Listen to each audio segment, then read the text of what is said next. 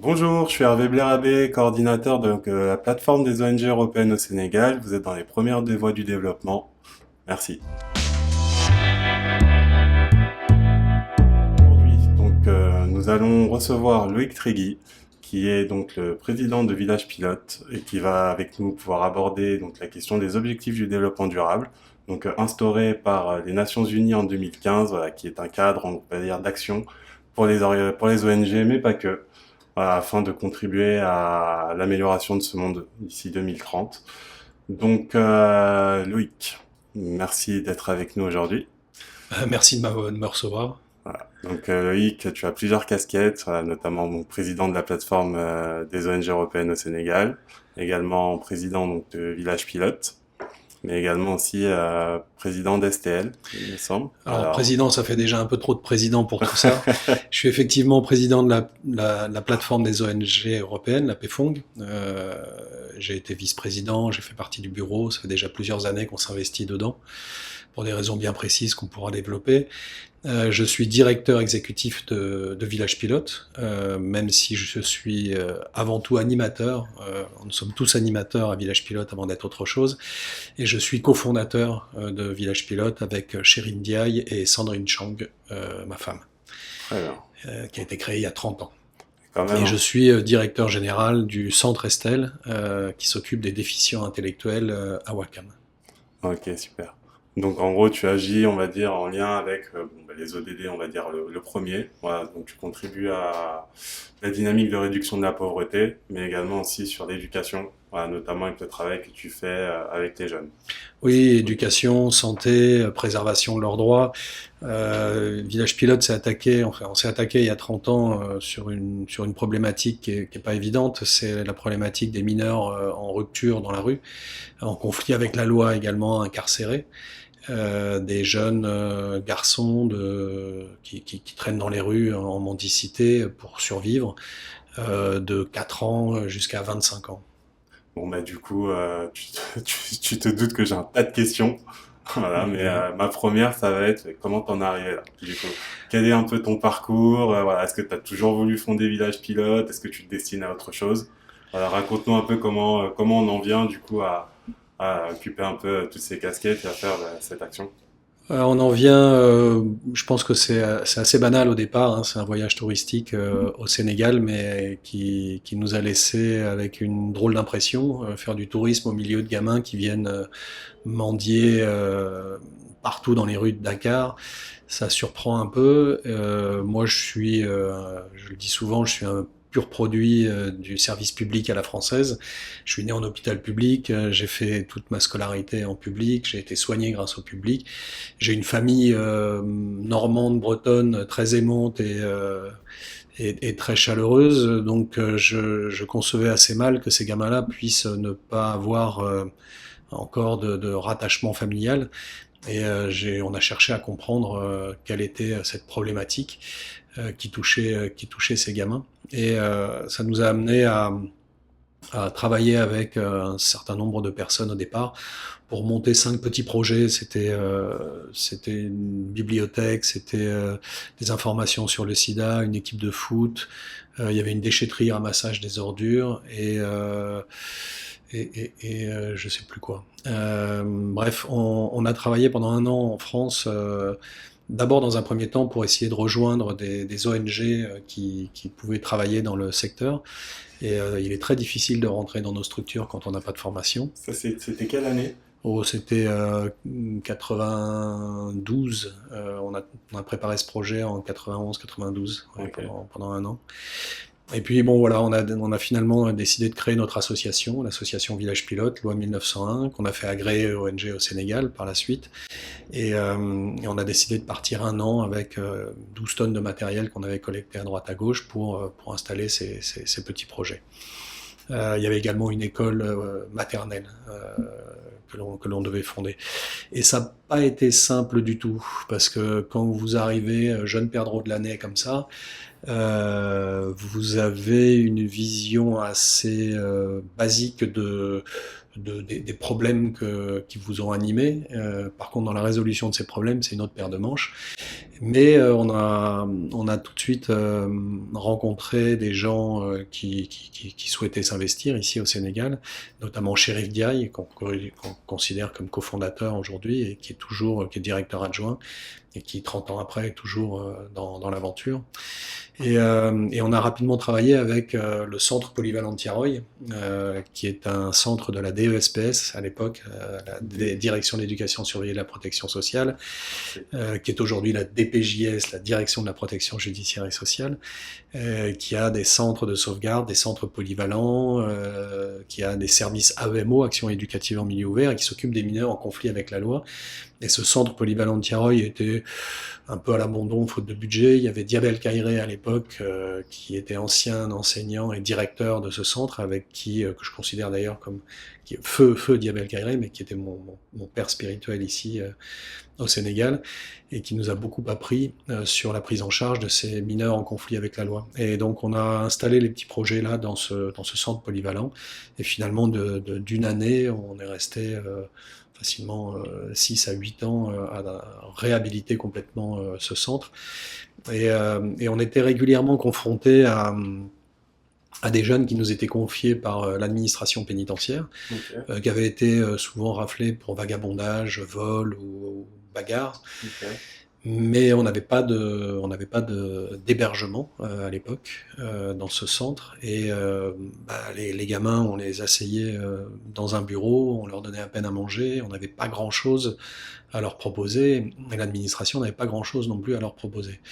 Et on a décidé de monter un petit refuge d'accueil à Pikine, Ok. qui nous a permis à la fois de peut-être mieux identifier cette problématique de gamins qui se retrouvent en rupture, quels étaient les facteurs de rupture, et surtout là où ils survivaient. Ce qui fait qu'avec Chérif, on a suivi ces gosses pendant plusieurs mois, 3 groupes de jeunes, jour, nuit, quasiment tout le temps, pour recomposer tout leur programme de la journée, de la semaine, du mois.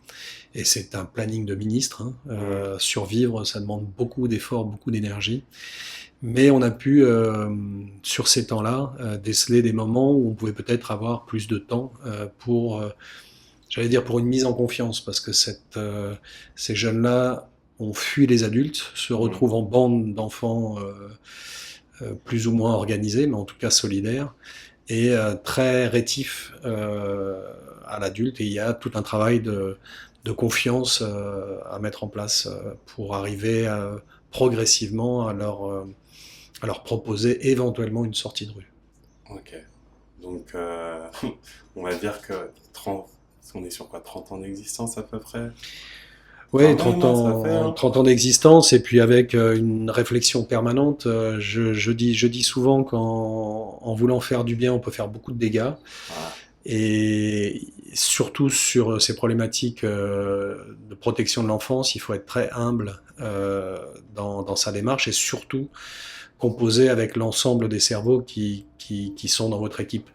Donc à Ouais. Village Pilote, on a des animateurs, on est plus de 70 personnes maintenant, parce qu'aujourd'hui le Alors, dispositif, oui. du coup, ouais, j'allais avoir une petite question même justement par rapport à ça. Là, tu nous présentes, on va dire, la structure, mais en termes de... Parce que 30 ans, c'est pas rien, donc je me doute que bah, entre le projet initial et maintenant, il y a des choses qui ont évolué, en mieux, voilà. Mais il y a quand même encore, bah, je pense, des difficultés du quotidien, et voilà, est-ce que là, tu peux peut-être un peu... ouais, nous évoquer du coup, maintenant qu'on a ton parcours et comment Village Pilote est né, la réalité d'aujourd'hui. Voilà, un peu, et Ouais, que ce soit en termes de ces jeunes que tu accueilles, voilà, puisque je pense que les problèmes, est-ce que les problèmes qu'ils avaient il y a 30 années sont les mêmes aussi qu'aujourd'hui pour cette jeunesse, voilà, qu'on a tendance à cataloguer comme la jeunesse, alors qu'elle est différente, elle est multiple. Voilà, les jeunesses sont plusieurs et elle évolue aussi la jeunesse. Donc est-ce mm. que les problèmes que les jeunes rencontraient il y a des années au début de Village Pilote, ce sont les mêmes difficultés qu'elle rencontre aujourd'hui, mais également du coup Village Pilote aujourd'hui, voilà. Quels sont les plus gros défis de Village Pilote actuellement et comment vous y faites face? Alors, cette jeunesse, en réalité, qui normalement devrait être notre souci quotidien, puisque c'est quand même cette jeunesse qui va nous tenir la canne plus tard, on a tendance à les appeler des amouliakars ici, c'est-à-dire des irrécupérables, des bons à rien. Ok. Et un des gros travaux qu'on a fait toutes ces années, c'est de changer le regard de la population sur ces jeunes. Pour ça, il a fallu mettre en place pas mal de dispositifs. Donc, on a aujourd'hui, avec cette équipe de 70 personnes qui se relaient H24, 365 jours par an, 7 jours sur 7. Nous, ça ne s'arrête jamais. On a des jeunes qui arrivent chaque semaine à travers les écoutes mobiles, à travers donc des animateurs qui vont en écoute, qui se déplacent mobiles pour aller justement à la rencontre de ces jeunes sur leur territoire et de les mettre en confiance et de les amener à sortir de la rue. On a des jeunes qui sont placés par l'administration pénitentiaire. On a des jeunes qui sont placés par des familles. Et aujourd'hui, on a une capacité d'accueil de 125 lits en 3 dispositifs pour les petits. C'est le refuge, pour les ados c'est l'Oasis, et puis pour les grands, jusqu'à 25 ans et plus, c'est le tremplin. Ok. Et avec la volonté première de les réintégrer dans leur société, mais surtout de les réconcilier avec leur famille. Ça démarre, c'est les premiers discours qui démarrent dans la rue. Donc le point de départ pour un jeune qui serait amené à arriver à Village Pilote, c'est vraiment ce côté-là, rupture familiale. Oui, bah, il est en rupture familiale, maintenant il faut comprendre pourquoi. Et Mais de son fait, ou la alors plupart les du facteurs de temps, rupture, il ouais. y en a plusieurs, mais 60% et plus de nos jeunes nous viennent des daras, les écoles coraniques. Ce sont les D'accord. talibés des élèves coraniques qui ont fui les daras suite à des mauvais traitements, euh, pour de l'exploitation à la mendicité, pour des violences perpétrées. C'est des gamins qui partent le matin avec 3 mendicités. Ils doivent ramener un certain quota d'argent au marabout, au maître coranique. Il doit ramener de l'alimentation crue, 1 kilo de riz, une dizaine de morceaux de sucre, etc. pour la famille du marabout. Et il doit se nourrir lui-même. Et je ne parle pas de s'habiller ni de tomber malade. Là aussi, il faut qu'il se débrouille quasiment. Donc c'est assez lourd pour des bouts de choux comme ça, qui des fois sont très très jeunes. On a des gamins de 4-5 ans en rue, en mendicité. Et puis on a ces jeunes aussi qui ont fait tout leur cursus coranique, pour lesquels parfois ça s'est bien passé, mais à la fin ils n'ont pas de formation professionnelle et ils sont habitués à la ville, à la rue, à la mendicité et ils vont essayer d'aller satisfaire leurs besoins et les besoins de leur famille. Parce qu'il ne faut pas oublier qu'à chaque fois, quand bien même c'est des talibés, ils ont tous envie d'obtenir une qualification professionnelle pour aider leur famille d'origine. Et donc ces grands talibés se retrouvent à faire des petits boulots en milieu urbain et parfois ils sont attrapés par la rue et la rue elle pardonne pas Hmm. et c'est la descente aux enfers avec beaucoup de problèmes d'addiction au Ouais. guinze, le diluant cellulosique à peinture là qu'on inhale en permanence, c'est de la yamba, de la marijuana, du chanvre indien, c'est de l'alcool, c'est des pions, des antidépresseurs, des médicaments vendus sous le manteau. Donc tout ça amène des addictions et puis il y a toute la violence dans la rue. 80% des gamins se font violer en rue par d'autres jeunes qui se retrouvent avec une situation tellement complexe, puisqu'ils ont connu une sexualité précoce de manière Hmm. souvent très violente, qui peuvent reproduire sur d'autres jeunes. Et puis il y a tout En simplement plus, des adultes malveillants si t'as qui les psychotropes là-dedans, si ça peut te biaiser complètement, la complètement, psyché. ouais, ouais. Et ils sont pas dans une vie normale de voisinage, de famille, de cousins, cousines, qui leur permet d'avoir une stabilité aussi sur leur devenir et j'allais dire leur croissance, Hmm. aussi bien physique qu'intellectuelle. Et donc, enfin, il y a un gros travail à faire sur le regard que la population porte sur ces jeunes, qui sont des petits voyous, des saïsaï, des bandits bons à frapper. En réalité, nous, on a une expérience aujourd'hui. Il y a des gamins qui peuvent être, j'allais dire, requinqués en 3 mois de temps.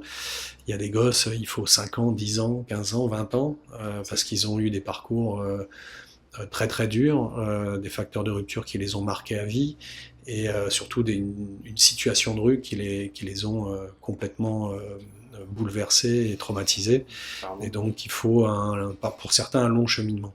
Mais dans ce long cheminement et dans tous les processus, que ce soit de l'écoute mobile dans la rue, à la prise en charge au village pilote du Lac Rose, où on a ces dispositifs Les, d'hébergement. les écoutes mobiles, du coup, c'est comme des maraudes, Oui, c'est des formes de maraude, c'est ouais. des formes de maraudes, mais du coup, Mhm. orientées jeunesse. Du coup. Que ces gamins-là qui sont en rupture. C'est pour ça D'accord. on en fait beaucoup le soir, la nuit, sur des endroits dans Dakar que les Et gens ça, du n'imaginent coup, même c'est pas. des jeunes qui étaient aussi eux-mêmes en situation de rue qui font. Enfin, comment ça marche un peu vos maraudes, du coup? Vous avez des professionnels de l'écoute? C'est des animateurs village pilote qui, avec un véhicule, vont sur tous les points de chute. On connaît très bien, nous, les Ok. différents territoires des gamins, aussi bien de jour que de nuit. Et on se rend sur place. L'idée, c'est vraiment de les écouter, de les mettre en confiance. Ça passe également par des soins de santé. Les gamins sont dans des états de santé déplorables. Et il y a toujours beaucoup de bobologie, mais pas que. Il y a des trucs plus graves. Hmm. Et puis on fait parfois des activités également de rue, que ce soit du foot. On organise des tournois au village pilote du Lac Rose où on fait venir tous ces jeunes une fois l'an. Ils viennent de l'ensemble de Dakar. C'est parfois 200, 300 jeunes qui viennent cette même Quand même, hein. journée. Et on est connu en rue, donc on a beaucoup de jeunes qui vont être des rabatteurs pour les petits, pour justement qu'ils évitent de rester trop longtemps dans la rue Hmm. et qu'ils évitent toutes les violences physiques et sexuelles. Donc les animateurs sont maintenant très connus et il y a un gros gain de confiance de la part des jeunes en rue et en prison pour Village Pilote. Un gamin, encore une fois, vous le remettez pas sur les rails en quelques semaines. C'est de la réinsertion, hein. Il C'est un faut mot, vraiment du temps. ce mot a du sens. Je pense que, voilà, comme Absolument. tu dis, comme tu as évoqué, hein, et donc, je peux me permettre de te tutoyer, hein. Oui, je t'en prie, Olivier. Donc, comme tu évoquais, il y a de la rupture. Donc, s'il y a de la rupture, il faut de la réinsertion. Et donc, ce mot-là a du sens. Et c'est voilà, c'est du processus plus ou moins long, mais il y a quand même le processus. Complètement. Il y Effectivement. a des gamins, tu vas les avoir plusieurs années avec toi. J'allais dire, il faut apprendre à les connaître, les mettre suffisamment en confiance à travers toutes les activités que l'on mène, hein, aussi bien des activités sportives, culturelles, que de formation Et professionnelle, éducative aussi. éducative, oui, beaucoup d'alphabétisation. Et, et ces gamins-là ne te confieront jamais ce qui est ultime pour eux, c'est leur identité. Ils ont toujours des noms d'emprunt, des surnoms. D'accord. Vous pouvez appeler un gamin pendant 2 ans, 3 ans Tiernon Ndiaye et il vous livre enfin le nom de son village, le nom de sa famille. On fait un retour en famille puisqu'on a un dispositif, on a le pôle de réconciliation familiale qui s'active à chaque fois à rechercher les familles et à les ramener et à faire cette médiation auprès des parents pour que les choses se passent bien. Et vous arrivez dans le village, Tierno Ndiaye, que vous avez appelé pendant 3 ans, tout le monde l'appelle Babacar Diallo. Et Euh, ça, pourquoi? C'est une question, on va dire, personnelle. C'est la dernière chose Ils ont que beaucoup ces jeunes subi. possèdent ou c'est quoi? C'est une protection Oui, envers c'est la une famille? protection. C'est Non, c'est une protection pour eux-mêmes parce qu'ils ont beaucoup subi. Ils ont vécu seuls entre enfants. Ils ont beaucoup subi des adultes et ils ont été incarcérés pour certains, que ce soit au Fort B à la prison des mineurs ou même un peu plus tard pour ceux qui sont déjà majeurs à Rebus, ou Cap Manuel ou ailleurs. Et donc ils n'ont pas de papier sur eux, ils n'ont aucune identité. Tout ce travail là d'ailleurs, nous c'est un des gros processus, la reconquête de leur état civil. Certains n'ont jamais été déclarés à la naissance, d'autres il faut retrouver les actes de naissance, retrouver les familles, leur redonner des papiers d'identité et leur redonner une identité tout simplement. Donc ça c'est un long processus, mais ça permet quand même progressivement de comprendre tout le parcours du jeune, tout ce qu'il a vécu avant cette rupture, de bien déterminer quels ont été les différents facteurs de rupture, et tout le travail, après il y a tout le cheminement au sein de Village Pilote, et puis la définition d'un parcours de vie, des projets de vie, qui vont amener le gamin, pour tous les moins de 12 ans, tous les gamins du refuge, on fait en sorte de leur fournir une grosse, j'allais dire, remise à niveau en termes d'alphabétisation et d'éducation générale, enfin d'enseignement général. Et on les raccompagne chez eux, on négocie avec les directeurs d'école et on les remet à l'école. Au-delà de 12 ans, à 13 ans, vous êtes déjà un jeune travailleur, on ne peut pas retourner à l'école, surtout que la plupart de nos oui. jeunes n'ont jamais fait les bancs. Et là, c'est tout un processus d'apprentissage, on a des ateliers de formation. Tu peux grossièrement me l'expliquer ouais, en 2 minutes. C'est quoi un peu en termes d'accompagnement professionnel, de formation professionnelle, qu'est-ce qu'il est fait, comment ça marche? Et puis après, j'ai aussi une petite question, puisque on mentionne les jeunes. La plupart, c'est que des garçons. Est-ce que tu as des jeunes filles aussi? Voilà, donc après, c'est des problèmes différents, je présume aussi. Voilà, tu évoques notamment les violences sexuelles, ce genre de choses-là. C'est que des jeunes hommes qui viennent vers Village Pilote. Tu as des jeunes filles. Voilà, est-ce que le parcours est différent? Est-ce qu'il y a des spécificités, du coup, voilà, dû au fait que ce soit des jeunes filles? Voilà. Alors, j'ai dit tout à l'heure qu'un des objectifs ultimes, c'est la réconciliation familiale, et c'est vraiment au cœur de tout le dispositif, de tout le parcours du jeune, de la rue jusqu'à l'autonomisation financière. Ça, c'est le deuxième objectif, c'est que les gamins puissent acquérir leur autonomie financière, voire même, dans cette réconciliation familiale, devenir celui qui va amener un mieux-être. Faut pas rêver, hein, le gamin est pas là par hasard. Si il s'est retrouvé en rupture comme ça, c'est souvent des familles très pauvres à l'origine, qui n'ont pas forcément voulu du tout se débarrasser de leurs enfants. C'est que parfois les gamins, ça c'est les autres facteurs de rupture, vont chercher dans la rue des petits boulots, des petites choses comme ça pour simplement satisfaire les besoins primaires de la famille et des frères et sœurs. Donc il se fait attraper par la rue. Et c'est ce qui l'amène à rompre avec sa famille. Mais quand on fait cette réconciliation familiale, que vous l'avez formé, nous on en fait des travailleurs.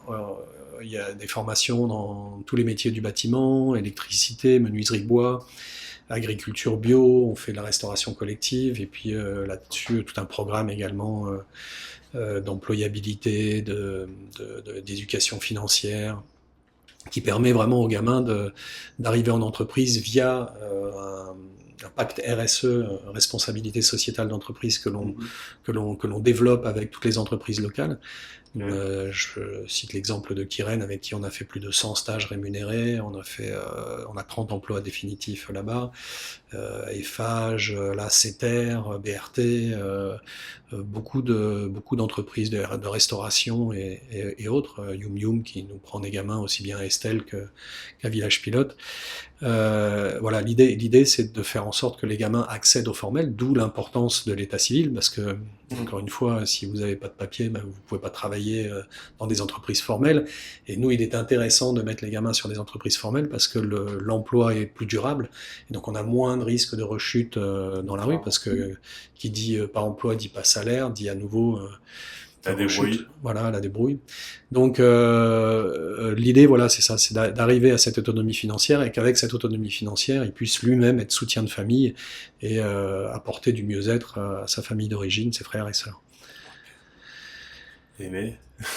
Ouais, il y Ouais, hein. y a du boulot. C'est grosso modo 450 gamins pris en charge chaque année, Ok. donc c'est pas petit, hein.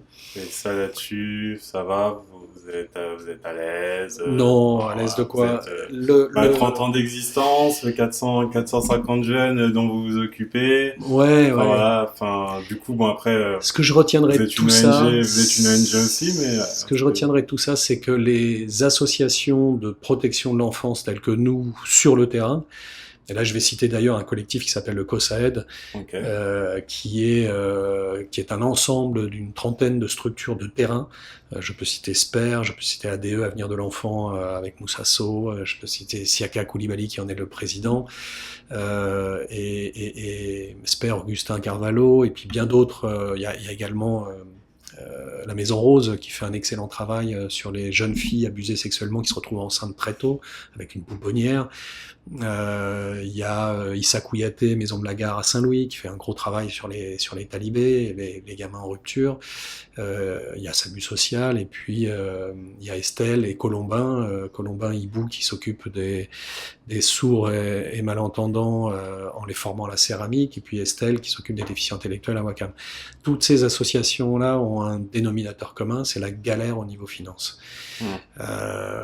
C'est extrêmement difficile pour ces structures-là d'avoir un dossier administratif qui puisse rivaliser avec les exigences des bailleurs de fonds, qui sont importantes.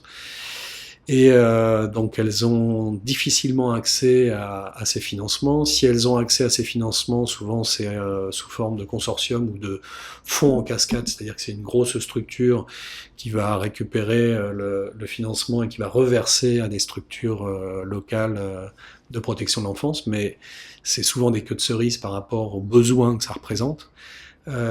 Et du coup, c'est toujours une galère permanente de mobiliser des ressources aussi bien auprès des bailleurs de fonds que d'autres associations, ambassades, Parce que je présume écoles, que entreprises et autres particuliers, petits ou grands donateurs. Donc ça nécessite un engagement de chaque instant. Et j'entends souvent dire, bon, village pilote ou telle structure a les moyens de toutes les structures de terrain n'ont pas les moyens de leurs ambitions. Nous, actuellement, on clairement, devrait, c'est le jeu. on a une capacité d'accueil de 125 gamins, on devrait passer à 200 gosses, parce que les besoins sont énormes. Surtout, là, tout récemment, beaucoup de petits dans la rue. On n'arrête pas de récupérer des gamins de l'âge du refuge, de l'Oasis, donc qui ont moins de 15 ans, des gosses de 5 à 8 ans.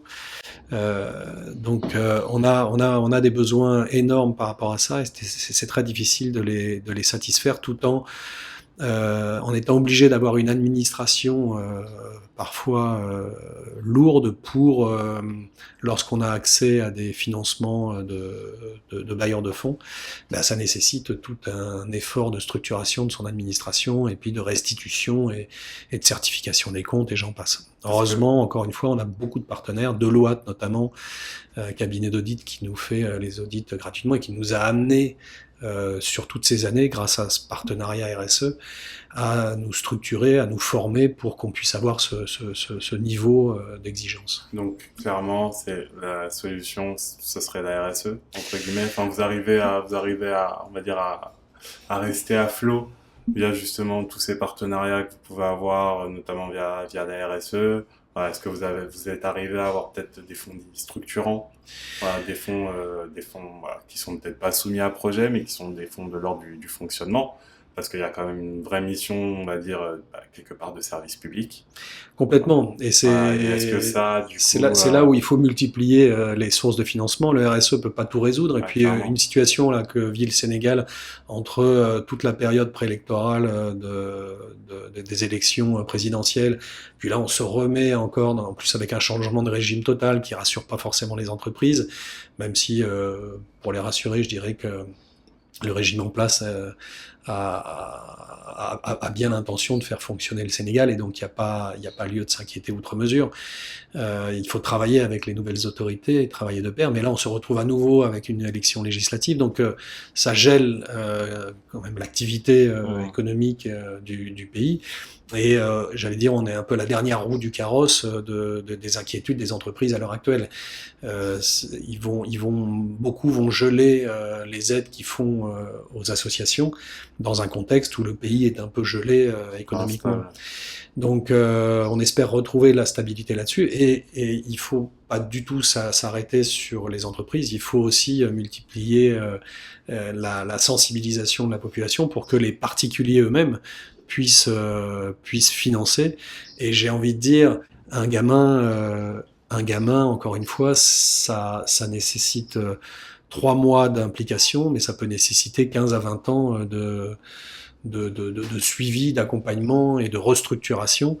Donc on ne peut pas simplement avoir des gens qui vous financent sur l'instant et qui s'occupent pas de l'avenir. Aujourd'hui, les associations qui sont bien implantées ont besoin d'accompagnement sur la durée. Okay.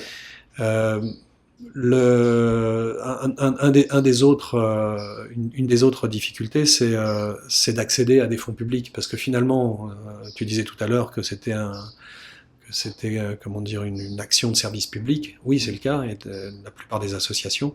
On travaille beaucoup avec, je disais tout à l'heure, la DPJS, avec le ministère de la famille, de la femme et de la protection de l'enfance, avec le ministère de la Santé, avec les services déconcentrés de l'État, l'administration pénitentiaire, l'ONLPL, l'organisation qui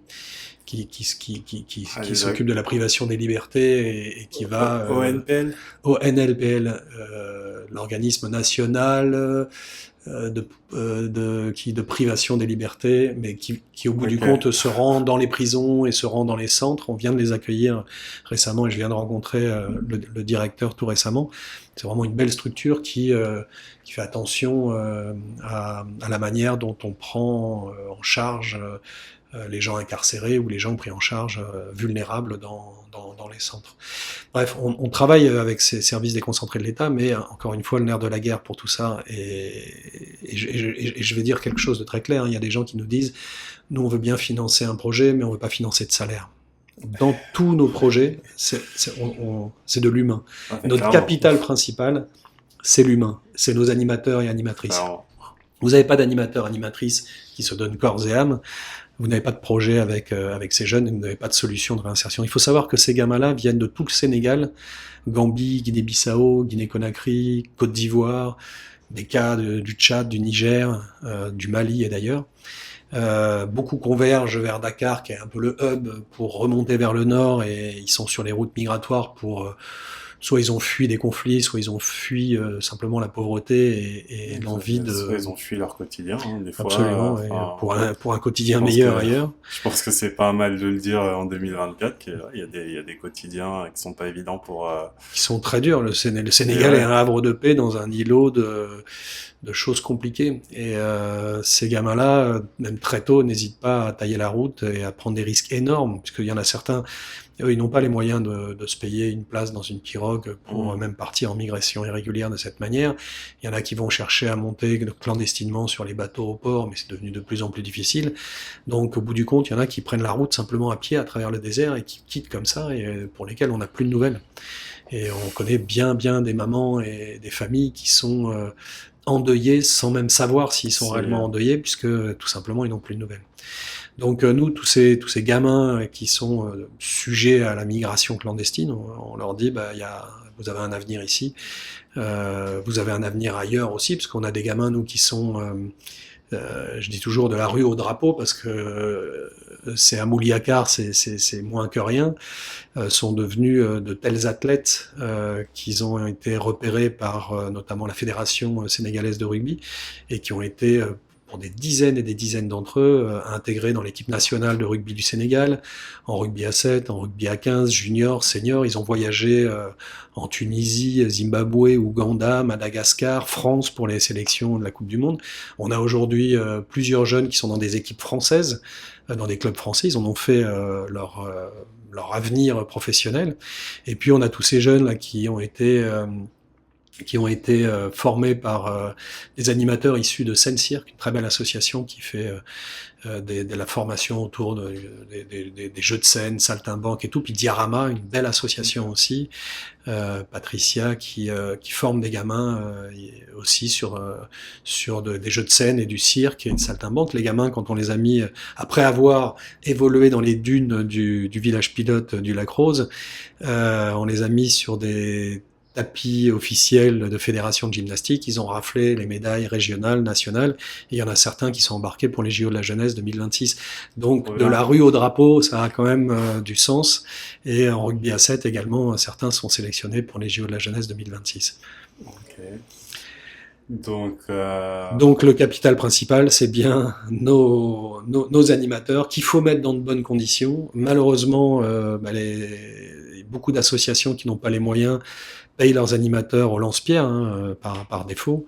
Ils ont des statuts mal déclarés et autres.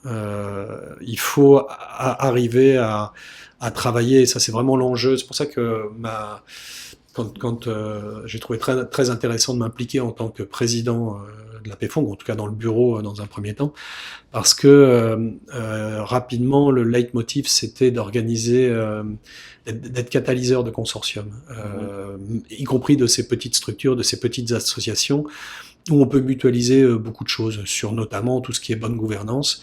Village Pilote a une belle expérience maintenant, et puis une équipe solide. On aide Estelle à avoir des comptes certifiés, d'avoir une comptabilité déjà, des comptes certifiés, et puis des gens déclarés. Le travail qu'on a fait de réalisation du pacte social au sein de la PFONG, qui permet aujourd'hui non pas d'avoir des salariés déclarés avec la convention collective du commerce, où on avait finalement des animateurs qui étaient magasiniers, d'autres qui étaient chefs de rayon, d'autres qui étaient directeurs de supermarché. Ça ne correspondait pas du tout à nos professions. À travers la PFONG, on a pendant des années travailler sur cette nouvelle convention collective propre aux associations et ONG locales. On l'a fait ratifier par décret au niveau du ministère du Travail, et puis on a beaucoup travaillé avec l'inspection du travail. Maintenant, on est sur du déploiement. Ça aussi, ça permet d'amener de la gouvernance, et Estelle a été d'ailleurs une des premières associations locales à déclarer tout son personnel via ce pacte social. Donc on a beaucoup à mutualiser en communication et en recherche de financement. Mais pour revenir au service public, évidemment on attend du nouveau régime la possibilité d'avoir des subsides, des prix de journée par gamin pour nous permettre cette prise en charge. Et là, c'est un appel que l'on lance parce Exactement, ouais. C'est ce que j'allais dire, si tu as un c'est appel, essentiel pour Village Pilote, mais c'est essentiel pour toutes les associations que j'ai pu citer, et puis toutes celles que j'ai pas citées, qui font partie du COSAED, et puis d'autres collectifs également. La PEFONG représente grosso modo 70 membres d'ONG internationales, européennes, y compris états-uniennes pour certaines, avec plus ou moins de moyens. Il y a toutes sortes, aussi bien des grosses écuries qui ont plusieurs millions d'euros de budget annuel, mais jusqu'à des associations qui peinent à financer leurs salariés. Et puis on a à côté de ça d'autres fêtières qui sont très intéressantes aussi, ONGIS, Congad, également le consortium Jeunesse Sénégal, et puis la PEFAN, la plateforme des acteurs non étatiques, avec Malik qui fait un travail aussi de réseau et de mutualisation, et encore une fois à la fois d'amener les membres à de la meilleure gouvernance, et puis peut-être à obtenir des solutions plus pérennes pour le développement de leurs activités, mais aussi à valoriser tout le travail qui est fait de l'ensemble de ces organisations auprès de l'État, et de donner une meilleure visibilité de ce que l'on représente au Sénégal aujourd'hui. Ok. Donc, ce que je retiens du coup de cette séquence, qui a été super riche, merci pour tout ce partage. Du coup, de la rue au drapeau, c'est ça? Oui, c'est pas mal. Celle-là, Ouais. elle marche bien. Faut que je la garde. Je sais pas si vous lancez quelque chose là pour Dakar 2026, mais de la rue au drapeau, il faut que tu la gardes. Hein. Ouais, Il faut non, même que tu la clairement. réexploites. Sinon, on va te la piquer. Donc, voilà. Et puis cet appel aux bailleurs, même à l'État, voilà, de prendre en compte les réalités. On va dire, certes, il y a beaucoup de travail qui a été fait sur les dispositifs de financement, qui évoluent et qui voilà, sont de plus en plus adaptés aux divers projets, mais de prendre aussi en compte les réalités des structures. Voilà, et notamment cette question-là, donc l'ARH qui est pris en compte, parce que voilà, effectivement les projets sont bien, mais les projets restent humains en fait avant tout, avant d'être des indicateurs, ce genre de choses-là. Voilà, c'est l'humain qui est derrière, l'humain a un coût, sauf que ce que tu sembles nous évoquer, c'est qu'effectivement ce coût de l'humain n'est pas pris en compte. Non, très mal, très mal. Voilà. Donc, Et puis faire très attention aussi cet appel à pouvoir justement mieux prendre en compte ou du moins lancer des discussions en ce sens-là entre ONG, fêtières. Tu as pu me citer plein de fêtières, voilà, qui peuvent aussi peut-être être porte-drapeau, on va dire, de ces échanges-là, que ce soit avec les gros bailleurs, même les petits bailleurs. Enfin, les bailleurs tout court. On va pas les catégoriser. Oui, sans les Et catégoriser, l'État aussi, les partenaires financiers de plus en plus essaient de mettre des outils en place qui permettent aux structures locales de réellement avoir avoir l'ambition de leurs activités, enfin avoir les moyens de leurs ambitions, et puis le financement de leurs activités. Mais il faut faire très attention à tout ça, et c'est pour ça que il y a une générosité au Sénégal, les gens donnent énormément. Je parle vraiment de la population de manière générale. À la fois, je dirais, d'un point de vue personnel, culturel et religieux, on donne chaque jour. Il faut arrêter de donner aux enfants dans la rue. Nous, on a développé un gros travail avec la Confédération des maîtres coraniques de la région de Dakar, parce que c'est vrai que si 60% de nos gamins sont d'anciens talibés, ça ne veut pas dire que les maîtres coraniques sont tous des voyous, des salopards, loin de là. Il y en a vraiment qui exploitent les gamins, et ceux-là, il faut les condamner, tout simplement. Qui exploitent les gamins de 5h le matin jusqu'à 23h le soir. On a des gosses qui ont fait plusieurs années au Dara, ils connaissent pas les 2 premiers versets du Coran. À côté de ça, vous avez des présidents comme Keba Gueye, qui a une confédération avec plus de 500 membres. Donc c'est des dizaines de milliers de gamins, simplement sur Dakar, qui sont des réformateurs et qui veulent changer la donne. Lui-même a arrêté la mendicité, enseigne réellement le Coran, fait de l'enseignement général, de l'alphabétisation en français et en arabe, et nous on a complété avec la formation professionnelle des grands talibés. Bah là on a tout gagné, on a évité toutes les ruptures. Donc il y a une vraie volonté de la part de ces maîtres coraniques de changer la donne. Il faut que les gens arrêtent de donner directement aux gamins, fassent l'effort de se rendre dans le Dara qui est à proximité de chez eux pour soutenir le Dara. Alors on est en train de travailler avec eux avec la création d'une application Salar solidaire où grosso modo quand vous donniez 100 francs à un talibé dans la rue chaque jour, ben là vous allez le programmer sur votre Orange Money ou sur votre Wave pour que ça aille à travers cette application au Dara de Kebagay parce que vous savez qu'il enseigne le Coran, vous savez qu'il y a de l'enseignement général et que le gamin on le laisse pas sortir sans qualification professionnelle. Donc il y a tout un ensemble de maîtres coraniques comme ça qui ont vraiment cette volonté, c'est simplement une question d'organisation, et Village Pilote contribue aussi à ça, avec d'autres structures, d'autres associations. Ok, en tout cas c'est bien, c'est porteur d'espoir pour l'avenir, justement, que aussi les pratiques évoluent dans le domaine, en fait, notamment via ces établissements coraniques, du coup, qui s'adaptent aussi maintenant et qui essayent de proposer au mieux, quoi. Ouais. Donc maintenant, est-ce qu'on va pas parler un peu d'avenir, même si tu l'as déjà beaucoup évoqué? Je sais que tu parles Wolof.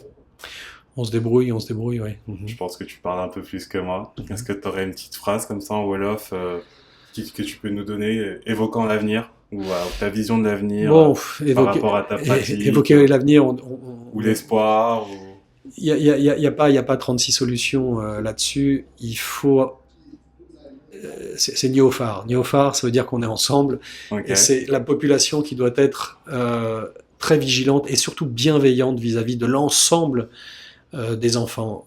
Il y en a certains qui se retrouvent dans une situation de vulnérabilité par des handicaps, par des problèmes structurels de la famille, des problèmes économiques, tout ce qu'on a pu citer auparavant. Encore une fois, il y a un proverbe africain qui dit il faut tout un village pour éduquer un enfant, mais je veux dire il faut toute une nation pour éduquer les enfants et les citoyens de demain. Nous, nos gosses deviennent vraiment les meilleurs citoyens du monde. C'est des jeunes à qui on apprend également la solidarité. C'est des jeunes qui vont faire des chantiers écoles et qui vont aller nettoyer l'école élémentaire de Denis Biramdao à côté, qui vont aller construire des logements pour des gens en difficulté, qui vont participer à beaucoup d'activités solidaires, de ramassage des ordures dans la baie de Han, que ça soit les abords du stade Saint-Gor. Ils ont vraiment un véritable engagement citoyen et solidaire. Et donc ça, c'est grâce à la bienveillance de l'ensemble de nos animateurs, de l'ensemble de nos partenaires. Et donc j'ai envie de dire, si toute la population est bienveillante sur ces gamins-là, on aura gagné, j'allais dire, la marche que l'on a ratée de notre évolution sociétale, où on a concentré le travail en ville, on a concentré les populations en ville. Ça amène énormément de fractures familiales, de fractures sociales, et il faut retrouver cette bienveillance en direction de nos enfants pour que ces citoyens de demain ne désertent pas nos nations. Je parle là aussi des pays limitrophes qui génèrent la fuite de leur jeunesse. Et donc une bienveillance au niveau étatique, mais encore une fois une bienveillance avant tout de l'ensemble de la population, et une implication aussi bien morale, intellectuelle que financière dans tous ces projets-là. Ok. Donc, en guise de mot de la fin, Néophare et bienveillance. Néophare et bienveillance, ça serait le terme exact, ouais. Ok. C'est parfait. Donc, on part là-dessus. Donc, Loïc, je te remercie. Vraiment, c'est moi qui te remercie de cet accueil. Vraiment pour ce partage. Je pense qu'il va servir à cette personne, notamment à des personnes qui veulent s'impliquer. Parce que on va faire apparaître des infos du Village Pilote en audio description, etc. Voilà, donc si vous voulez pouvoir contribuer à l'action du Village Pilote, vous renseigner, rentrer en contact éventuellement avec Loïc, vous aurez toutes les informations et voilà. Donc on a déjà eu ce temps-là de partage. Donc encore une fois, merci Loïc. Merci à toi. Bon courage pour les autres podcasts. Il y a vraiment des belles associations à faire découvrir. Le Sénégal est très dynamique au niveau associatif. que ça soit formel ou informel. En tout cas, c'est des gens, beaucoup s'engagent, que ce soit les groupements féminins, les ASC de quartier ou autres groupements de syndicats, d'artisans, de paysans, et tout ce milieu et tout ce tissu associatif, c'est très riche. Il faut simplement Faudra donner en un peu de envoyer des. moyens et puis j'invite ces associations-là à se rapprocher des différentes fêtières que j'ai pu Mm. citer, il y en a d'autres aussi, mais où on peut trouver quand même de l'appui structurel et pour essayer de mobiliser des ressources pour ces activités. Ok. Bon, dans tous les cas, voilà, tu m'envoies les adresses. Moi, je les reçois avec plaisir. Voilà, donc t'hésites pas à faire parler de nous. Et puis, moi, je veux bien recevoir, même si tu as aussi un parcours édifiant d'un jeune qui pourrait aussi lui-même nous expliquer comment il est passé de Oui, la rue au drapeau. oui, bah on vient de faire un focus là On sera preneur. on vient de faire un focus sur Benjamin, je le cite facilement parce qu'on a quand même quelques gamins, pas mal de gamins qui sont devenus animateurs village pilote, Mhm. qui font un boulot exceptionnel à Zisso, et puis j'en passe, Alassane Sagna, mais maintenant qui est dans une équipe de rugby en France, et Benjamin, là, qui vient de quitter Village Pilote pour aller dans un club de rugby au Maroc. Ok. Bon, lui, il a été sélectionné plusieurs fois en équipe nationale. C'est vraiment devenu un athlète hors pair et on espère que enfin, sa volonté, c'est vraiment de vivre professionnellement de sa passion. Et donc il vient de trouver là un club qui l'accueille et qui lui trouve un travail. Donc on est très content pour lui. On vient de faire un focus. Il y a, vous pouvez voir sur nos différents réseaux et sites internet. Il y a à la fois le journal Le Monde qui a fait un reportage sur nous Mhm. et sur ces problématiques de gamins en rupture et ce que Village Pilote apporte. Et puis il y a un focus là sur Benjamin également, son parcours, qui est pas banal, et puis la suite de son parcours où il est toujours ambassadeur de Village Pilote, y compris au Maroc. Et c'est des jeunes, voilà, qui oublient pas la famille, en tout cas ce qu'a représenté Village Pilote pour eux, et qui vraiment ont le souci de sortir tous les gamins de la rue. Un des objectifs finaux, c'est plus d'enfants dans la rue et en prison. Et ça, ce Village Pilote peut pas y arriver seul. Il faut que ça soit l'attention et la bienveillance de toute la Tous. population et de l'ensemble des associations qui peuvent œuvrer à la protection de l'enfance. Eh ben, je pense que le message est passé. Voilà. Donc, nous concernant, donc l'émission bah, touche à sa fin. Donc, merci de nous avoir suivis et donc n'hésitez pas encore une fois. Hein, donc, description pour toutes les infos sur Village Pilote, mais également voilà, cet article qui est en ligne, il me semble. Oui, tout à fait. Ouais. Voilà. C'est une vidéo, un reportage vidéo. Ouais. Voilà. Donc, pour nous, c'était un réel temps d'échange et de plaisir, voilà, de pouvoir aussi replacer l'humain au centre, on va dire, de tous ces dynamiques projets, notamment bah, le parcours de Loïc qui s'insère dans les ODD, on va dire, l'ODD 1, donc pour mettre fin à la pauvreté, mais également l'éducation. Mais comme on a pu le voir, ça va au-delà. Il y a aussi l'ODD 11 sur les communautés durables. Enfin, voilà. Donc tout ça pour vous dire que bah, ces ODD-là, vous voyez bien, on a commencé par parler de ça, mais au final, ce sont des humains qui sont au centre. Voilà, et donc c'est un peu la volonté qu'on a avec les voies du développement, de remettre l'humain au centre du développement. Voilà, il y est déjà, mais il faudrait qu'on puisse se mettre encore plus en valeur. Donc bah, je vous donne rendez-vous pour la prochaine émission. L'invité n'est pas encore déterminé, mais je pense que ça vous plaira tout autant. Je vous dis à bientôt.